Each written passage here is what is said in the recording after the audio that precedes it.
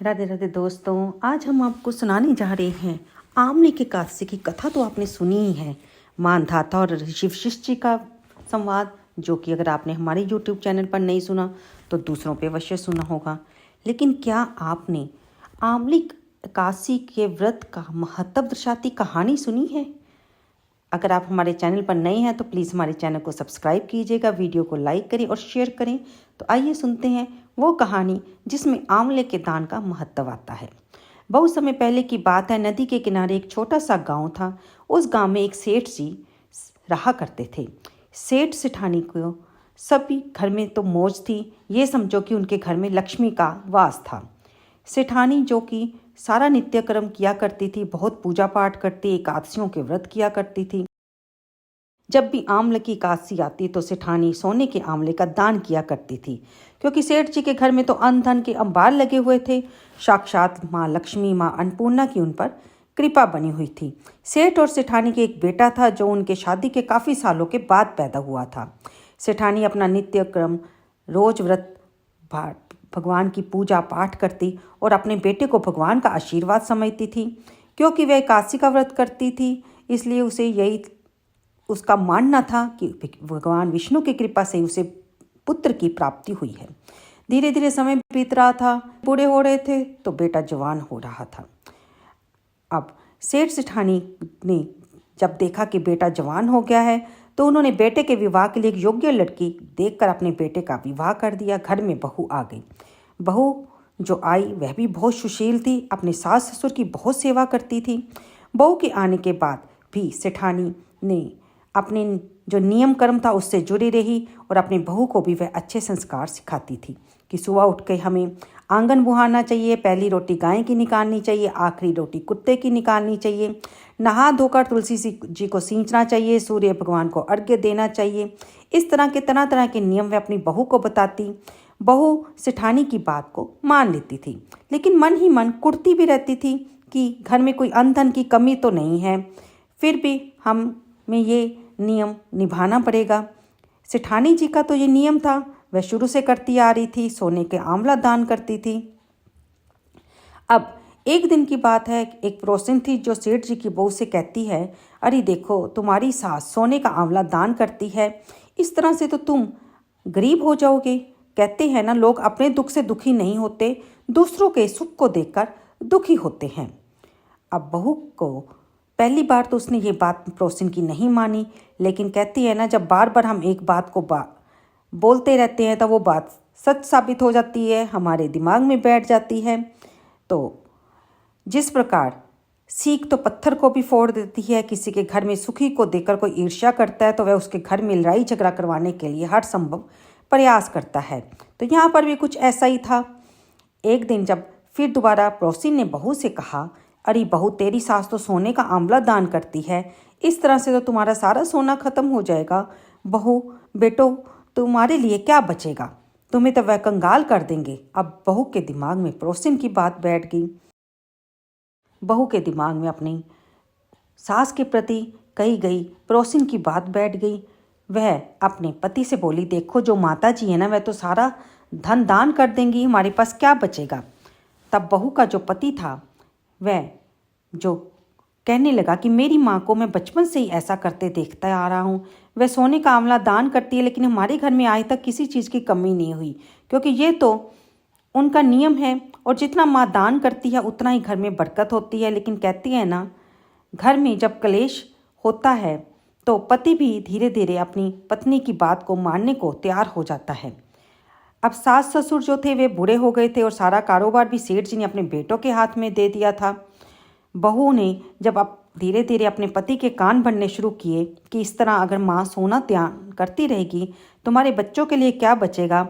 जब कई दिन बीत गए तो पति ने भी अपनी पत्नी की बात मान ली। वे अपनी माँ से कहने लगा, माँ ऐसे तुम सोना क्यों दान करती हो, ऐसे तो हमारा सारा धन खत्म हो जाएगा, फिर हमारे पास क्या बचेगा, ऐसे तो हम गरीब हो जाएंगे, फिर कैसे आप सोने का आंवला दान करोगी। बहू बेटे के बार बार मना करने पर जो सेठानी थी वह सोने का दान आंवला दान तब भी करती रही, लेकिन अब देखती है कि उसके बहू बेटा बार बार मना करते हैं तो घर में इससे कलेश होता है, लड़ाई झगड़े होने लगे हैं। तो सेठ सेठानी जो अब बूढ़े हो गए थे आपस में विचार करते हैं कि हमारे बहू बेटों को अगर सोने का आंवला दान देने से इतराज है तो हमें कोई बात नहीं, हम चांदी का बनाकर दान कर देंगे। अब जो एकादशी का व्रत पड़ता तो बुढ़िया माई चांदी का आंवला बनवाती और उसे दान करती। लेकिन प्रोसिन को तो अब ये भी दान नहीं भाता था। उसने बुढ़िया की बहू के कान फिर भरने शुरू कर दिए। अब बहू ने बेटे के फिर से बहू बेटा बुढ़िया को टोकने लगे कि माँ चांदी का आंवला दान करती हो, इससे तो हमारी चांदी खत्म होती है, इतना महंगा दान मत करो, हमारे कंगाल हो जाएंगे तो हमारे बच्चों के लिए क्या बचेगा। आपने जितना जीवन भर धन कमाया वह सब तो आप ऐसे ही बर्बाद कर रही हो। अब क्या था, सेठ सेठानी तो घर में शांति चाहते थे। वे सोचने लगे बहू बेटा बार बार मना करते हैं, लड़ाई झगड़ा करते हैं, घर में अशांति रहती है। तो अब उन्होंने विचार किया कि पीतल का आंवला बनाकर हम दान करेंगे। अब पीतल का दान करने लगे, जो कि प्रोसिन बहू बेटे किसी को भी रास नहीं आ रहा था। उसे तो बहू को तो अपनी सास का पूजा पाठ करना, दान देना बिल्कुल भी नहीं भाता था। अब फिर वह पति के कान भरने लगी तो पति ने माँ को पीतल का आंवला दान करने पर भी एतराज जताया। तब सेठ और सेठानी ने वो पीतल के आंवले का दान करना भी बंद कर दिया, क्योंकि वे घर में शांति चाहते थे और अब तक वे अपने बहू बेटे के तानों से तंग भी आ चुके थे।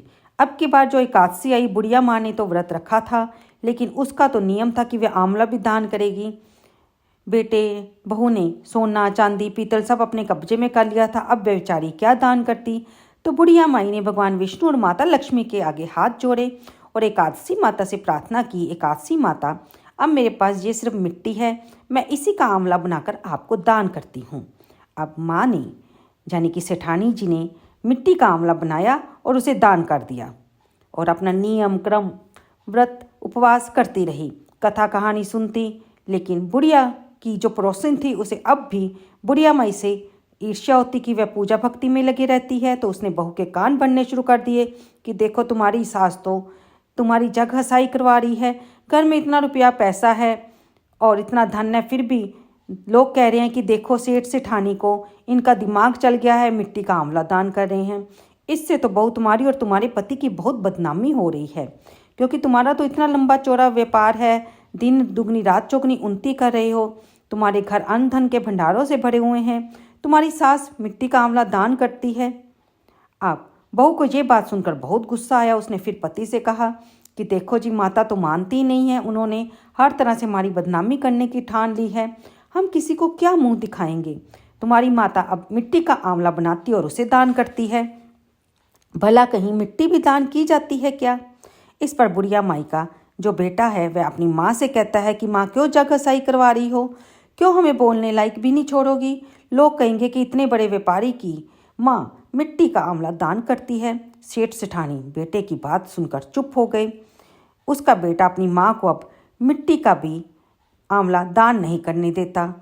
अब बेचारी अपना नियम कर्म करती है, बाहर जाती है।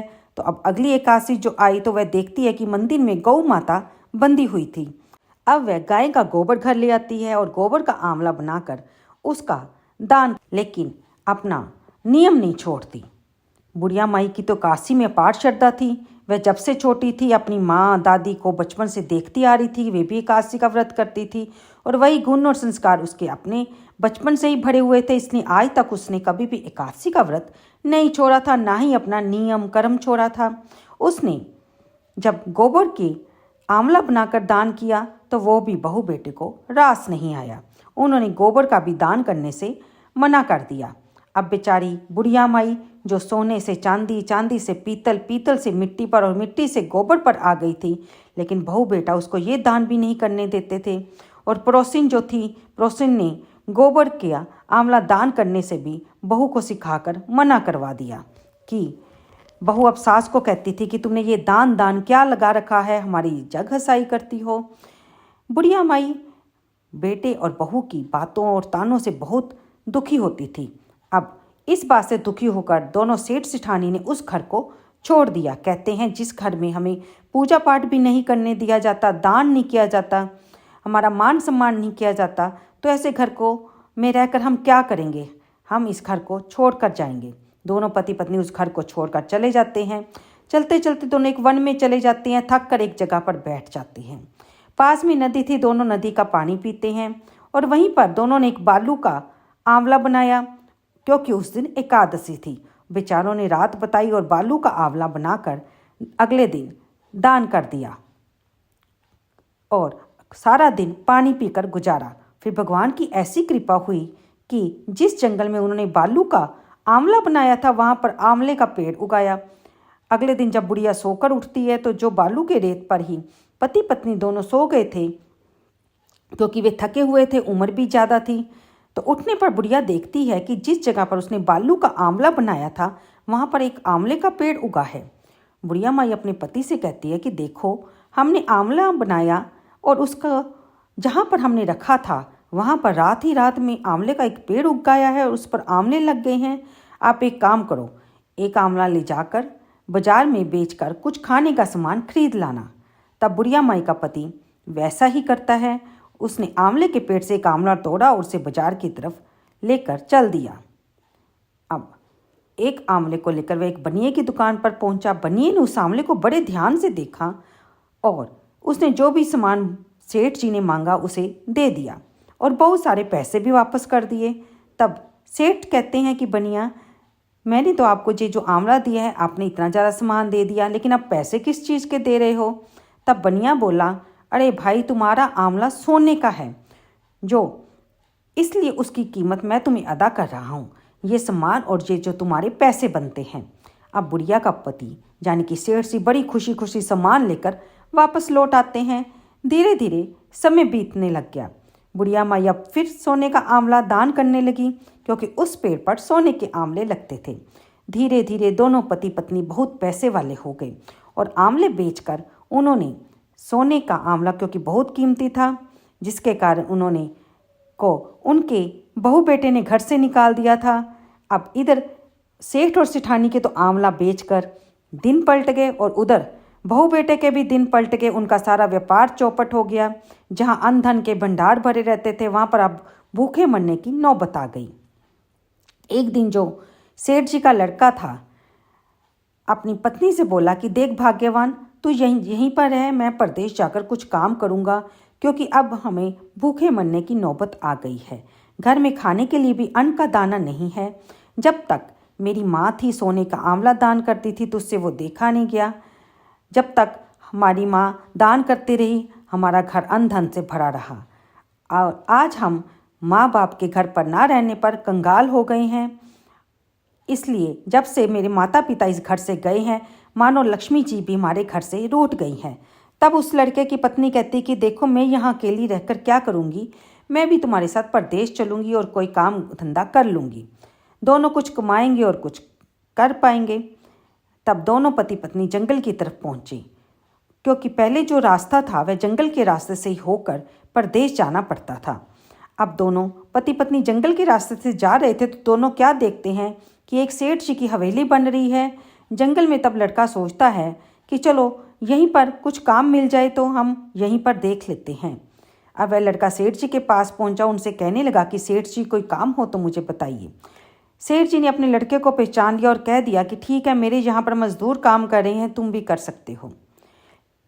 लेकिन लड़का अपने पिता को नहीं पहचान पाया, क्योंकि लड़के के मन में तो यही था कि उसके तो बूढ़े माता पिता कहीं पर अब तक मर गए होंगे। वह कमा ही क्या सकते थे इस उम्र में। वह इतने बड़े सेठ तो कभी बन ही नहीं सकते, क्योंकि जब वे घर से निकले थे तो उनके पास कोई फूटी कौड़ी भी नहीं थी। अब लड़का सेठ जी के पास ही मजदूरी करने लग गया। लड़का फिर से सेठ जी के पास पहुंचा कि मेरी घरवाली भी मेरे साथ है, अगर आप उसके लिए भी कोई काम दे दो तो बहुत ही अच्छा होगा। तब सेठ जी ने कहा कि अंदर सेठानी बैठी है, उससे पूछ लो। अब लड़का और उसकी बहू, बुढ़िया माई का यानी कि जो बेटा और बहू थी, वे अंदर उनके पास गए। सेठानी भी उस बेटे को और बहू को पहचान गई, क्योंकि हर माँ अपने बच्चे को तो पहचान ही लेती है। लेकिन लड़का और बहू अपनी माँ को नहीं पहचान पाए, क्योंकि उन्होंने सपने में भी नहीं सोचा था कि जिस तरह से उन्होंने अपने सास ससुर को घर से निकाला था वे यहाँ पर इतने बड़े सेठ सेठानी बनकर बैठे हुए हैं। हाँ, एक बार बेटे के मन में ये जरूर आया कि इनकी शक्ल हमारे माता पिता से कितनी मिलती है, लेकिन उसने ये विचार त्याग दिया कि कहाँ ये सेठ सेठानी और कहाँ मेरे बूढ़े माँ बाप। तब सेठानी ने कहा कि देखो हमारे यहाँ काम तो बहुत है, नौकर चाकर भी लगे हुए हैं मेरे पास, लेकिन मैं इसे तुम्हारी पत्नी को क्या काम दूँ। तब वह बुढ़िया माई के पैरों में बहू गिर गई और कहने लगी, माता जी मैं तुम्हारी सेवा ही कर दूंगी, मुझे काम पर रख लो। तब सेठानी कहने लगी, अरे मैं तुम्हें कैसे काम पर रख लूँ, मेरे पास तो पहले ही इतने नौकर चाकर हैं। तब बहू कहती है कि नहीं माँ, आप मुझे कोई भी काम दे दो, मेरा पति भी यहीं काम करेगा, मैं भी यहीं पर कर लूँगी, मैं कहाँ जाऊँगी। अब सेठानी को बहू पर दया आ गई और उसने बहू को भी काम पर रख लिया। धीरे धीरे समय बीतता गया, बुढ़िया माई के सारे काम उसकी बहू करने लगी। एक दिन बुढ़िया माई नहा रही थी, तब बुढ़िया माई की बहू जो कि नौकरानी बनी हुई थी तो कहती है, माँ जी लाओ मैं तुम्हारी पीठ रगड़ दूँ। बुढ़िया माई कहने लगी, नहीं नहीं मैं नहा लूँगी।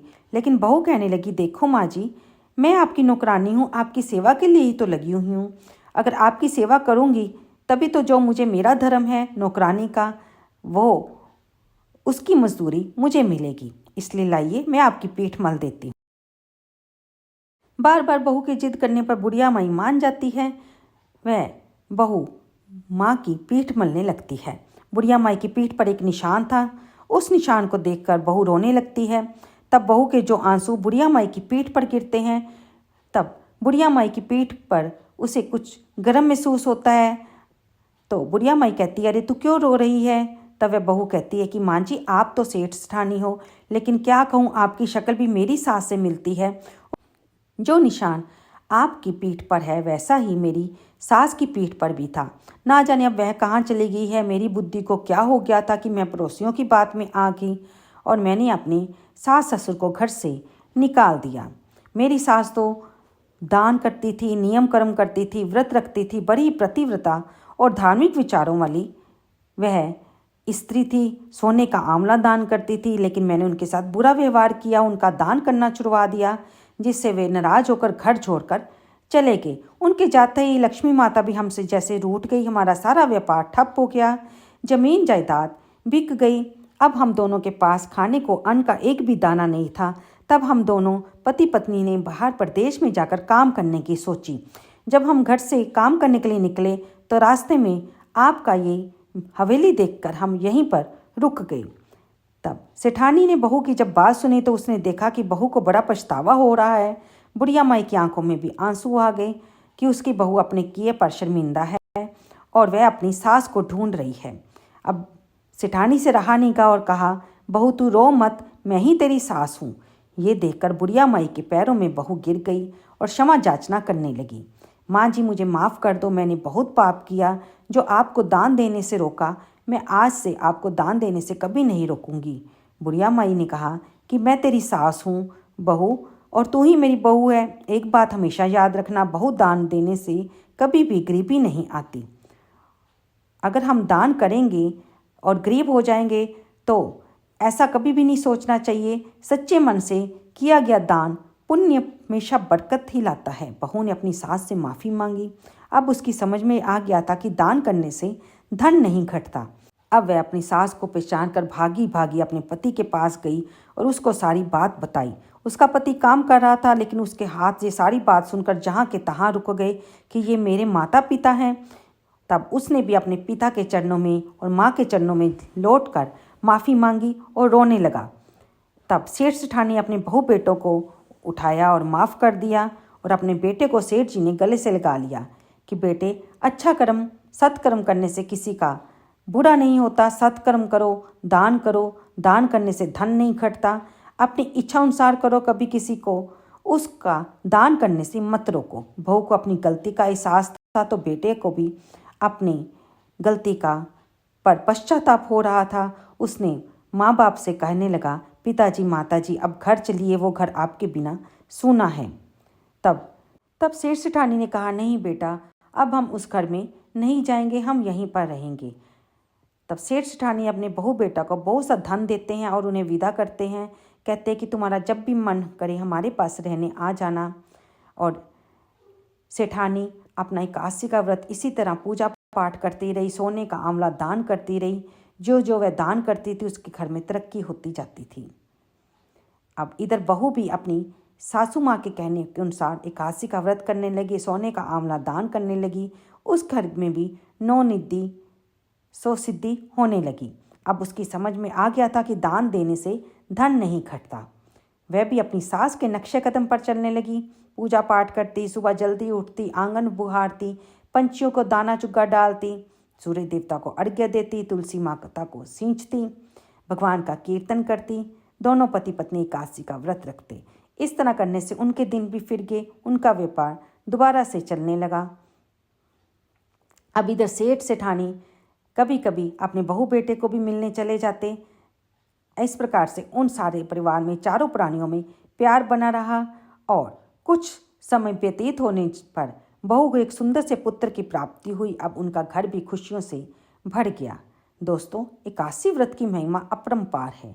एकादशी माता, हे विष्णु भगवान, हे माता लक्ष्मी, जैसे आपने बुढ़िया माँ पर कृपा करी, वैसे ही उसकी बहू को जैसे सद्बुद्धि आई, वैसे ही हम जो कथा सुन रहे हैं, जो हुंकारा भर रहे हैं, उन पर अपनी कृपा बनाए रखना। बोलिए विष्णु भगवान की जय, ग्यारस माता की जय, लक्ष्मी माता की जय, एकादशी मैया की जय। तो दोस्तों, उम्मीद करती हूँ ये वीडियो आपको पसंद आई होगी। कृपया हमारी वीडियो को लाइक शेयर करते हुए कमेंट बॉक्स में जय श्री राधे लिखना बिल्कुल ना भूलिएगा। चलते हैं दोस्तों, अगली वीडियो में फिर मिलेंगे।